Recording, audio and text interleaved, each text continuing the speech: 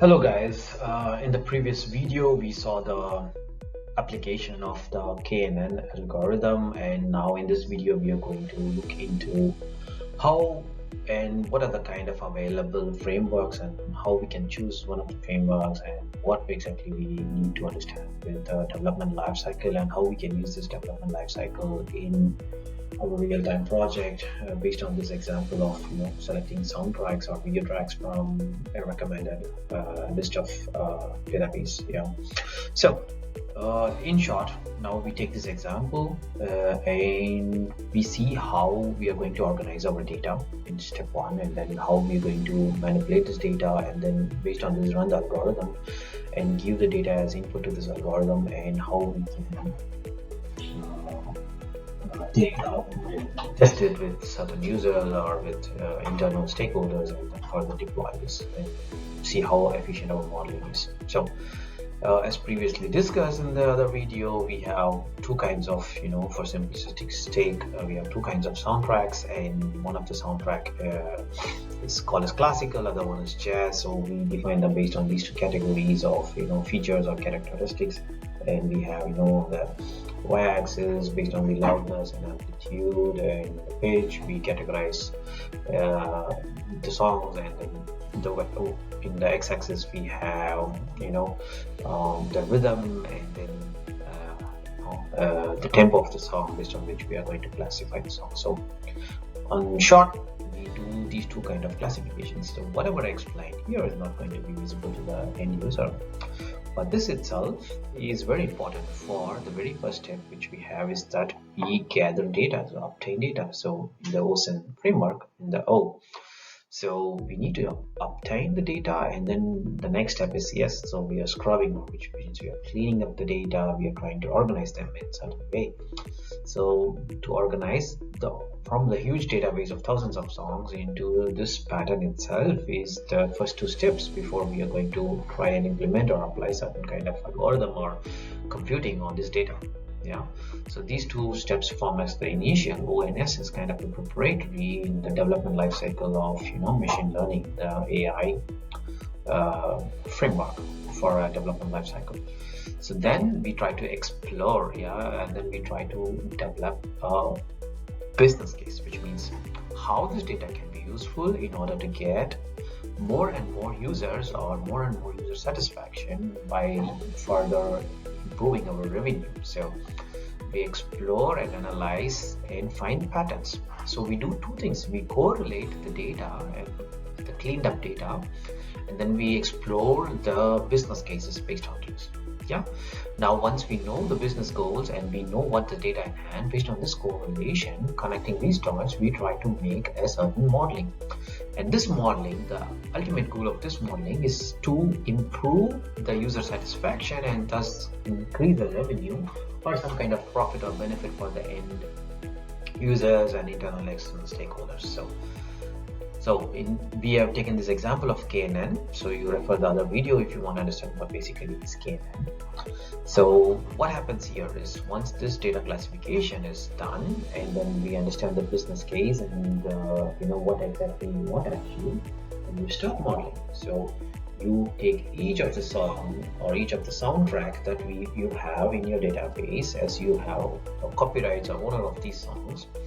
You develop a modeling algorithm which takes this data, this soundtrack, and each of the soundtracks associated with this characteristics. It's mapped with the amplitude, sound, pitch, and then the rhythm of the song and the tempo. So the algorithm analyzes each of this song and then sees whether the soundtrack falls here or here, and then this classifies it.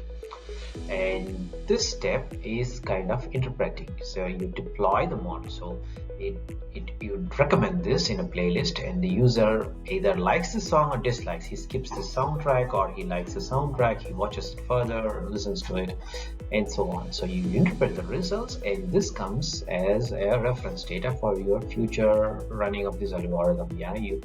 Whenever you compare this to the historic data and then run the new algorithm with the existing data from the database, you'll be able to make a newer decision of classification. Yeah. So thus you can use this OSEMN framework for making decisions and how to smoothly categorize the work. Instead of doing all at once, you segregate. For example, these two, you give it to your data scientist or data analyst to analyze this data, and then you come up with a business case, as one of the product owner or project manager. Then you involve ML or deep learning or machine learning engineer to do the modeling, and then finally you yourself or a tester to perform the final evaluation and interpretation of results, and then run this over and over again. So this is an OSM framework. Next, we are going to look into CRISP DM framework. So in this framework, it's pretty much the first thing you do is come up with a business understanding. So you have a business need, which means you know how exactly or what you want to do, which means you want to increase the users, you want to increase the users listening to your song, thus increasing the benefit and revenue of the company. So you have a business idea, then based on which you can start collecting data, how you can increase the revenue. So then you make an understanding of this data. So as I explained previous slide, we have this different plots here. You understand what kind of data you have with which you can further enhance the business. So once you do this, now you do preparation of data. So you attribute all the songs with this data that you had. Either you attribute them with some kind of tagging or applying some labels to all the songs in a software world where you try to attach each of the songs with a certain attribute. And then once preparation is done, further you do modeling. So you involve the machine learning engineer or deep learning engineer, and then who writes an algorithm. He or she takes up each song, analyzes the song, and then the algorithm further classifies this, and then it's given to the player, and the player makes the user decision. And this becomes for you the evaluation point. Yeah. So based on the reply and whatever data you collected, you save this in reference data or history data, and then based on which you improve your model. You can do this cycle multiple times internally in your team before deploying this into a real server or into a real user interface. But you can do this, so you can see this. After evaluation, you jump directly to business understanding. You improve your business understanding and go on further, collect data, prepare data, and then redo modeling, and then retrain the data set, and go on and on. And once you are happy, then you can finally deploy this. So this is in short the CRISP DM framework. So guys, these are the two kinds of frameworks. So when to use what? So if you already know exactly the business case, then I would recommend to use OSEMN framework. But if you're starting fresh, you neither have a business model or you neither have the data, then I would recommend using CRISP. So because you first form the business goal, and based on which you start collecting data. But when the business goal is already known to you and data is already existing, and you have to start with only data preparation and collection scrub, then I would recommend you to go with OSM, where after the data scrubbing, you basically do the exploring further business cases. So in either case, business case is considered, but CRISP is a structural approach to start with zero, and OSM is something which you have already something as a background, then you start with OSM. So guys, these are the two possible frameworks which is highly used in day-to-day life and across the markets, and it's up to you what's applicable to your project, and you can select one of these.